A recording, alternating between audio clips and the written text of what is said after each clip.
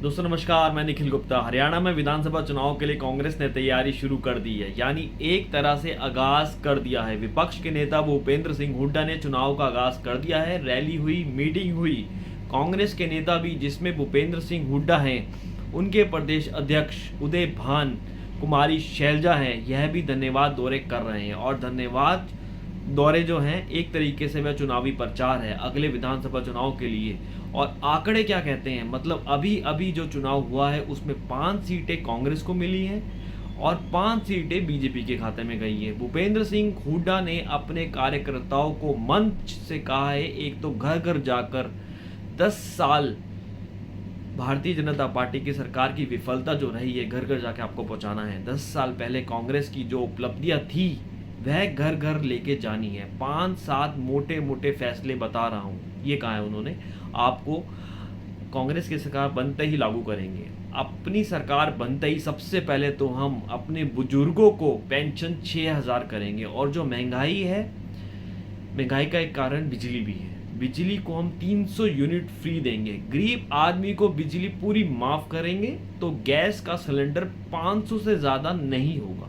200 गज के प्लॉट की स्कीम फिर शुरू करेंगे और प्लॉट के साथ गरीब आदमी को 2-2 कमरे का मकान बना के देंगे। ओल्ड पेंशन स्कीम लागू करेंगे। 25 लाख तक का इलाज हम मुफ्त करेंगे। ऐसा कहा है भूपेंद्र सिंह हुड्डा ने। देखिए इस वीडियो में। 7 मोटे मोटे फैसले बता रहा हूँ आपको, जो हम कर चुके हैं। कांग्रेस की सरकार बनते ही लागू करेंगे हम सरकार। क्या भाई, अपनी सरकार बनते ही सबसे पहले तो हम अपने बुजुर्गों की पेंशन 6000 रुपए करेंगे। और जो महंगाई का एक कारण बिजली भी है, बिजली का तो 300 यूनिट गरीब आदमी बिजली माफ करेंगे। तो गैस के सिलेंडर की कीमत 500 रुपए से ज्यादा नहीं। 200 गज के प्लॉट की स्कीम फिर शुरू करेंगे और प्लॉट के साथ गरीब आदमी को 2-2 कमरे का मकान बना के देंगे। ओल्ड पेंशन स्कीम लागू करेंगे। 25 लाख तक का इलाज हम मुफ्त करेंगे आपको। 10 सालों में तकरीबन इस बीच किसान आंदोलन भी हुआ है और अभी भी किसानों की मांगे बहुत सारी बकाया हैं। तो महिलाओं के हितों में कितना काम किया है, इस पर आप भी बताइएगा। आपने देखा होगा कि दिल्ली में महिला पहलवान धरना प्रदर्शन कर रही थी।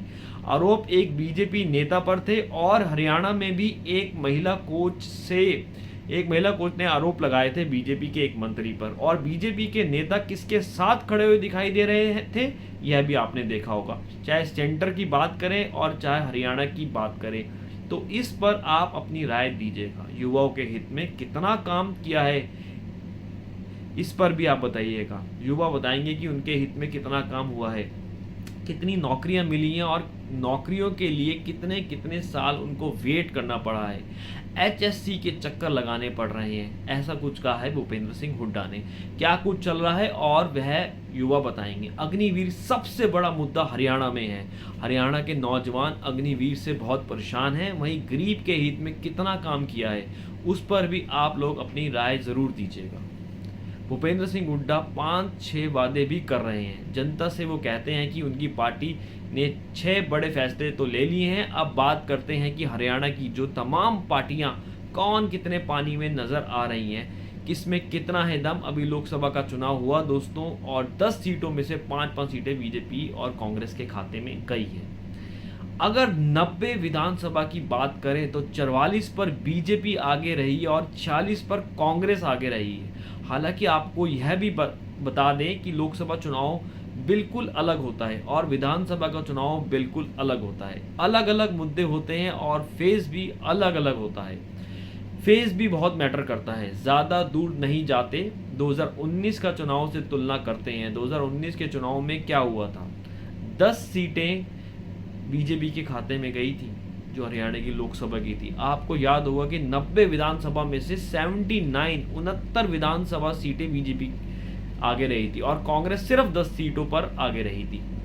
बाद में क्या हुआ, विधानसभा के जब चुनाव हुए 75 पार का नारा बीजेपी ने दिया, 75 पार का नारा, लेकिन सीटें कितनी आई, बीजेपी की 40 सीटें आई, 40 नुकसान हो गया। यानी लोकसभा के चुनाव में 79 सीटों पर बीजेपी को बढ़त मिली थी, लेकिन विधानसभा में सीटें 40, तो यह कुछ नजर आया। और उस समय तो बाकी जो पार्टियां थी उनको यकीन भी नहीं हो रहा था कि वह कुछ कमाल कर पाएंगे। यानी बीजेपी का 2019 के विधानसभा के चुनाव में जोश हाई था, 75 पार का नारा था।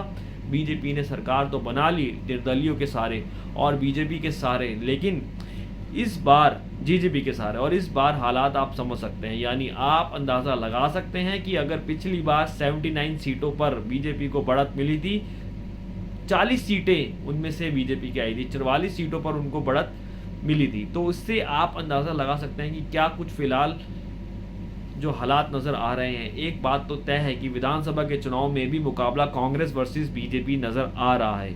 आमने सामने का मुकाबला है ये दो पार्टियों का। तीसरे को चौथे को ज़्यादा कुछ नहीं मिलता जब जहां दो पार्टियां दिखती हैं। इसको आपको भी पता है। हाँ, जब कांग्रेस ने बीजेपी में टिकटों का बंटवारा होगा और इनमें से कुछ लोग इधर उधर जाएंगे तो दूसरी पार्टी में जाकर कुछ लोग जीत कर भी आ सकते हैं।